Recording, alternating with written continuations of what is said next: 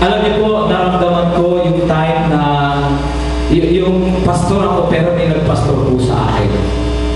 Kasi po kaya lang naman ako lumago sa Lord, sa knowledge and then doon sa yung parang nakasanayan na lang yung pagiging Christian. Abay, 20 years na kasi ako sa church, mga 25. Sino ba naman ang hindi magmumukhang Christian dyan sa ganyang katagal na sa church? Diba? Hindi mo na kailangan ng discipleship. Yung tagal pa lang ng panahon, talagang mukhang na-disciple na. Pero ang totoo hindi. Kasi umiiyak talaga yung puso ko, sabi ko, walang nag-disciple sa akin. Okay? Teaching, na-disciple ako ng teaching, pero yung tao, walang nag-disciple sa akin. So sabi ko, itong mentor ko nito, sabi ko talagang, Lord, nagpapasalamat ako sa iyo. So doon po naramdaman yung may nagpastor po sa akin. At dahil doon, alam niyo po, sa church, nahihiya ako kayo doon sa aking mga sineselgroup. Kasi nung naranasan ko yung tunay na sineselgroup ako at pag-aalaga, hindi pwedeng teaching lang ang ituturo ko dito. Hindi pwedeng activity lang ang ibibigay ko sa kanila. Dapat maranasan din nila. Alam nyo, sa totoo lang po, ang daming parang nababago na a-adjust sa buhay ko kapag nakakaharap ko na po yung mga miyembro. Kasi dati parang, ang tingin mo, miyembro. Pero ngayon, iba na po.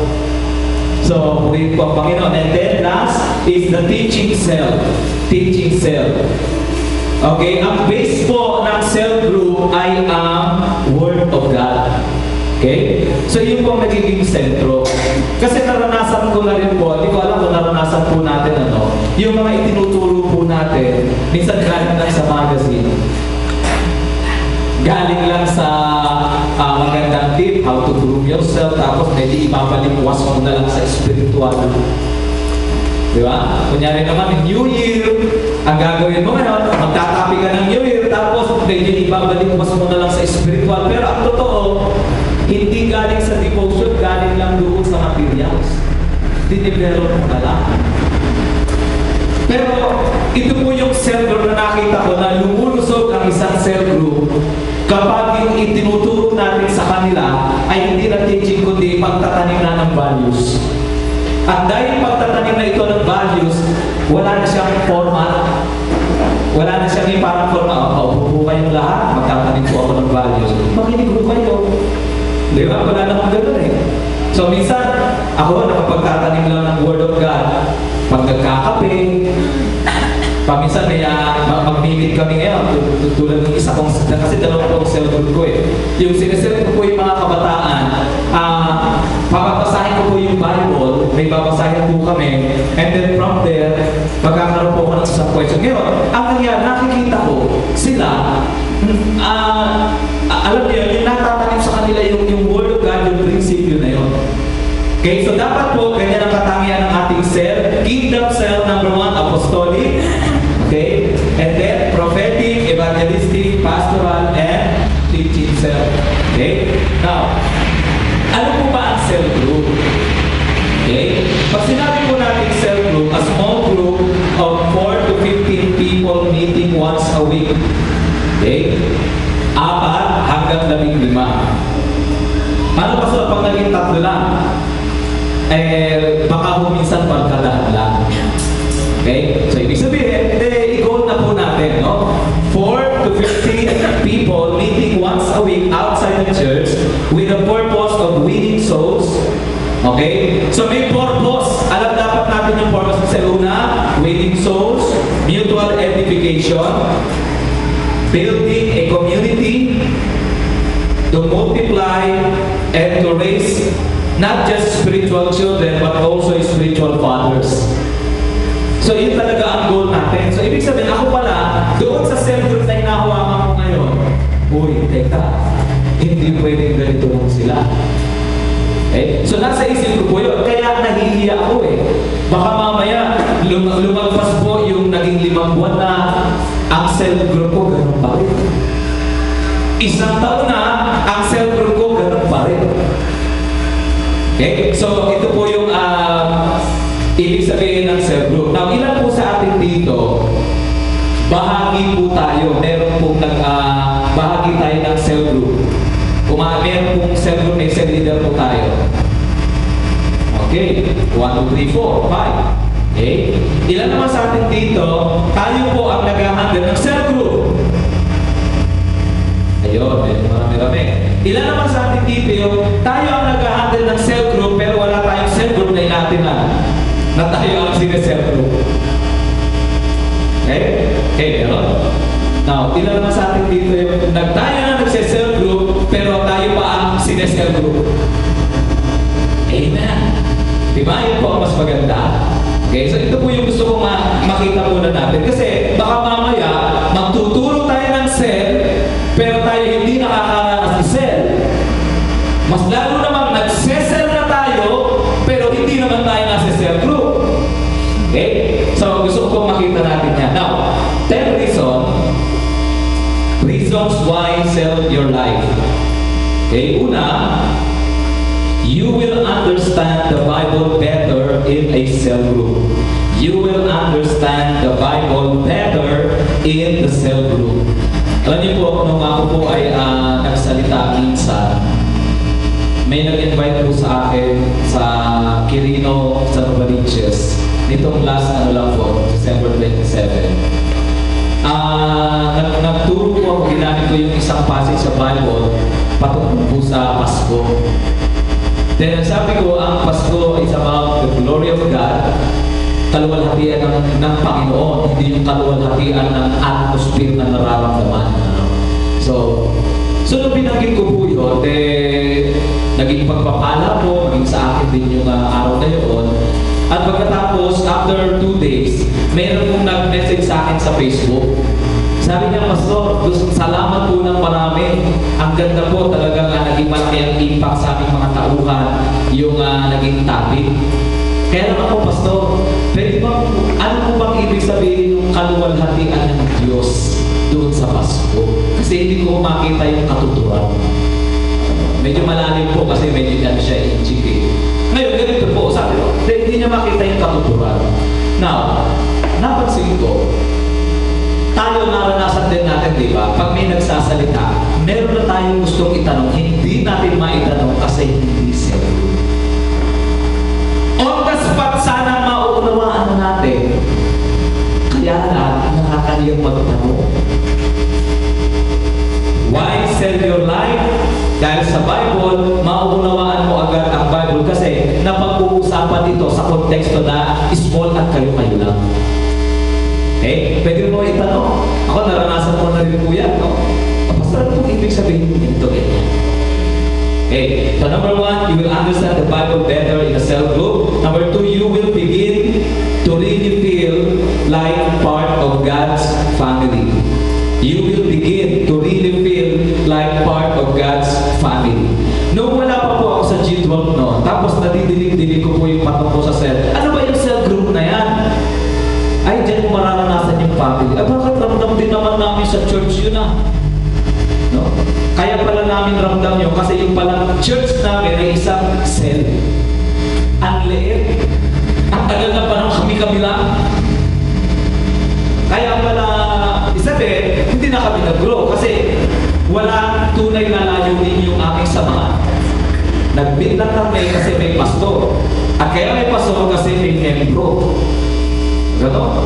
So ngayon, nung unti-unti na akong nakapasok sa cell na may nag-cell, actually, alam niyo po ba, halos 1 taon, 2 taon na nasa G12 po ako. Kasi yun po yung preparation time ko, 2 to 3 years. Yung preparation, yung patin lang ako ng patin, pero mali naman pala yung pagpapatin ko ng tao sa EGR, no? Tapos yung mga pinapadala pa namin, hindi galing sa cell group.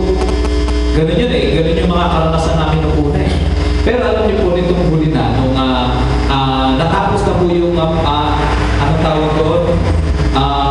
Kasi meron stages sa G12 So yung una, yung parang forming stage. Sa forming stage, hindi ko po naranasan yun. But right after the forming stage, dumaan po ang church namin sa storming stage. Alam niyo po yun? Yung ang isang church, kahit nagsisimula po sa G12, naranasan po namin yung talagang kulat, yung salitang sumapo, yung salitang umapaw, yung salitang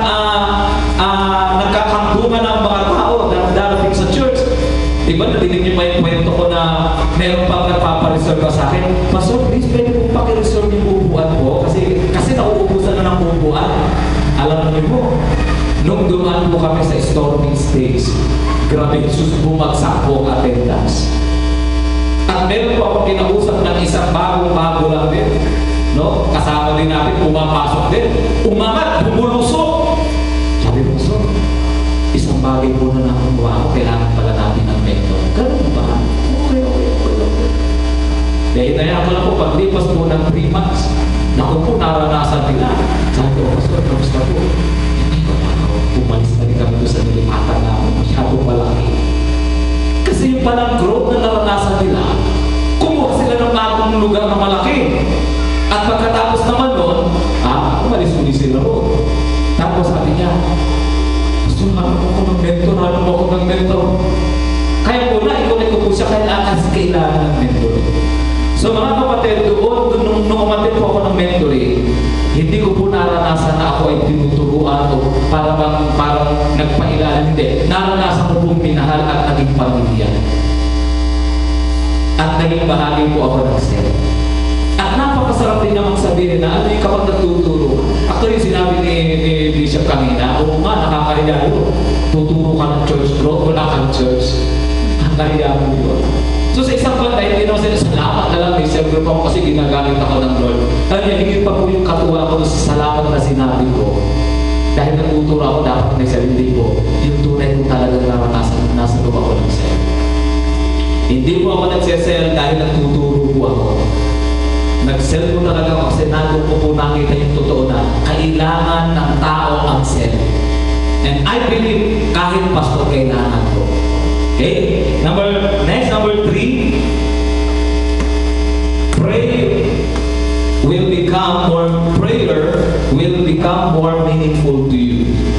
Prayer will become more meaningful to you. Napansin ko po ito doon sa sinesell group kong isang grupo. Kasi po, bago yun yung aking primary na isa, tinutulungan ko po siya doon sa kanyang cell. Inaalalayan ko siya. Ngayon, sabi niya, Pastor, tulungan mo naman ako dito sa bago ko. Sige, dahil pinag-pray niya ngayon. Basta ganito lang, ipag-pray mo. Okay, pag-pray mo. Ako ang bahala na iinimit ko kayo. Gano'n. So, ginawa ko ngayon, naalala ko, bro, kahit tayo. Text mo yung cell group mo, kahit tayo, ako kaya.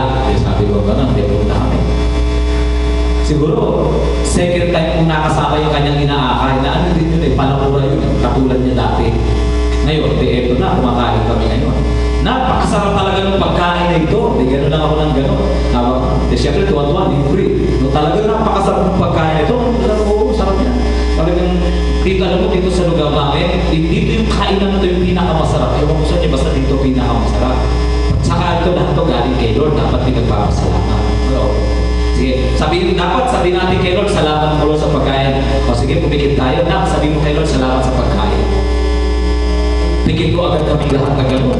Naiwan siya ng katilat na ganyan. Alam niyo na, ipag-pray niya, Lord, salamat po kasi nagagutom na po kami sa lahat ng kain. Kami nililibre kami ng pastor. Yun lang, tinutong ko na ng King Jesus na yan. Then alam niyo, tumagal po yung panahon. Then, biniro siya kayo ng kanyang cell group. Kumain ulit kami. Sabi ng kanyang cell, binibigay ko, kita mo, kung galing mo pala mag-pray. Magulat nga lang ako eh. Alam niyo, sumunod na prayer, ang kanyang prayer ganito. Panginoon, salamat po sa pagkain ito kasi talagang ito po ang gasolina ng aming katawan. Nakakawa po kami, pero alam niyo, sabi niya, na-enjoy niya na ang prayer. In the cell. Alam niyo po, ganun din ako, personal ko pong naranasan yun. Nung nandun kami one time dyan sa UFCTC, meron po akong pinagdaanan sa matinding problema. Pero alam niyo po yun, yung cell group namin doon sa UFCTC, nagsama-sama po kami. And then doon po ako umiyak ng matindi. Doon po naranasan nung nagpe-pray po kami, iyak po ako ng iyak, parang bata ako, pinagpe-pray po ako ng mga kasama ko. So, grabe po, okay? So, prayer will become more meaningful to you. Next, you will be able to handle stress and pressure better. You will be able to handle stress and pressure better. Okay? Yung pag magkaroon tayo ng yung sense of stability and security